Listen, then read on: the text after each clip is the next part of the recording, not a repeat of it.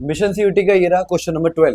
Question number 12 में कह रहा है बच्चों, which of the following solution has the highest osmotic pressure. For your kind information आपको पता होना चाहिए कि जो ऑस्मोटिक प्रेशर होता है ये बच्चों हमारा one of the colligative property होता है। एंड आपको पता होना चाहिए जो कॉलिगेटिव प्रॉपर्टीज हैं ये नंबर ऑफ पार्टिकल्स पे डिपेंड करती है। मीनिंग जितने ज्यादा नंबर ऑफ पार्टिकल्स बढ़ेंगे, जितने ज्यादा नंबर ऑफ पार्टिकल तो कॉलिगेटिव प्रॉपर्टी भी बढ़ेगी।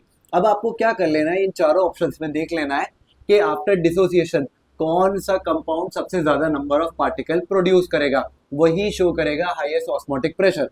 क्योंकि इन सबका मोलैरिटी सेम दे रखा है, that is 1 molar 1 molar 1 molar. तो आप चेक करो कौन सा कंपाउंड सबसे ज्यादा आयोन्स यानी कि पार्टिकल्स प्रोड्यूस करेगा। मैग्नीशियम क्लोराइड जब डिसोशिएट होता है बच्चों तो ये प्रोड्यूस करता है Mg+ में एंड Cl नेगेटिव में। क्योंकि यहाँ पे 2 लगा हुआ है तो 2 लगा दो। नंबर ऑफ पार्टिकल कितने आ गए इसके 3, राइट। NaCl डिसोशिएट होगा Na+ में एंड Cl नेगेटिव में, नंबर ऑफ पार्टिकल्स आ गए 2। यूरिया हमारा एक नॉन इलेक्ट्रोलाइट होता है और सिमिलरली ग्लूकोज भी हमारा नॉन इलेक्ट्रोलाइट होता है।